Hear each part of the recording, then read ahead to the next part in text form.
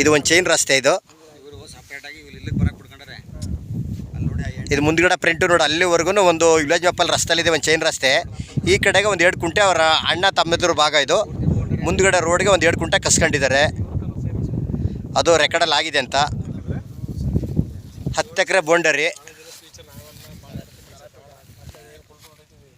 ಒಂದು ಬೋರ್ಗಲ್ಲಿದೆ, ಒಳ್ಳೆ ನೀರಿದೆ, ಬಾಕ್ಷಾಗಿ ಸ್ಕ್ವೇರ್ ಆಗಿದೆ ಜಾಗ ಅಂತ, ತುಂಬ ಚೆನ್ನಾಗಿದೆ. ಒಂದು ಬೋರ್ಗಲ್ಲಿದೆ, ಒಳ್ಳೆ ನೀರಿದೆ, ಲೈನ್ ಎಲ್ಲ ಸರ್ವಿಸ್ ತಗೊಂಡಿದ್ದಾರೆ. ಇದು 3 ಜನ ಬರ್ತಾರ ಓನರು 10 ಎಕರೆಗೆ. ನೋಡ ಲೈಟ್ ಕಂಬ ಇದೆಲ್ಲ, ಅಲ್ಲಿ ಒಂದು ಬೋರ್ ಐತೆ, ಒಳ್ಳೆ ನೀರಿದೆ ಅಂತ. ಇದೇ ಜಾಗ ನೋಡಿ 10 ಎಕರೆ. ಇದು ನಂಜನಗೂಡಿಂದ 18 ಕಿಲೋಮೀಟ್ರು, ಟಿ ನರಸೀಪುರದಿಂದ 20-22 ಕಿಲೋಮೀಟ್ರ್ ಆಗುತ್ತಾ. ತಾರ್ ರೋಡಿಂದ 200 ಮೀಟ್ರ್ ಮುಂಡ್ ರಸ್ತೆ.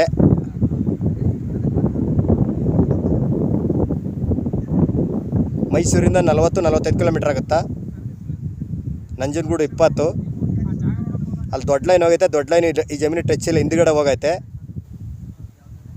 10 ಎಕರೆಯಲ್ಲಿ ಕೂತ್ಕೊಂಡ್ರೆ ಒಂದು 30-40 ಎಕರೆ ಜಾಗ ಮಾಡ್ಬೋದು. ಇದೇ ಜಾಗ ನೋಡಿ, ಒಳ್ಳೆ ಸುತ್ತ ಒಳ್ಳೆ ಲೊಕೇಶನ್ ಇದೆ. ಜಾಗ ಮಾತ್ರ ತುಂಬ ಚೆನ್ನಾಗಿದೆ. ಇದು ಮಣ್ಣು ರೆಡ್ ಸೈಲ್ ಬರಲ್ಲ, ಬೂದ್ ಮಣ್ಣು ಬರ್ತದ. ರೆಡ್ಡು ಅಲ್ಲ, ಬ್ಲ್ಯಾಕು ಅಲ್ಲ,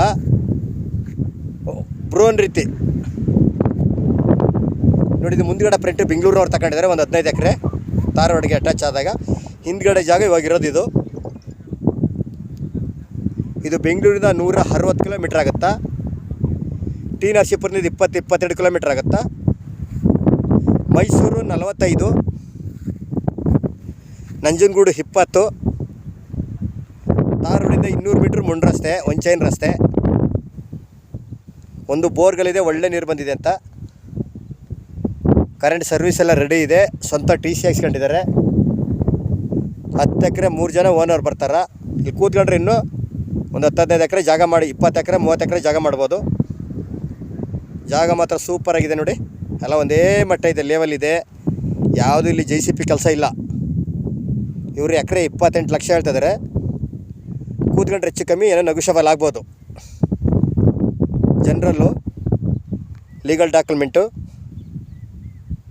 ಡೈರೆಕ್ಟ್ ರಿಜಿಸ್ಟ್ರೇಷನ್ಗಿದೆ. ಬೆಂಗಳೂರಿಂದ 160 ಕಿಲೋಮೀಟ್ರ್ ಆಗುತ್ತಾ.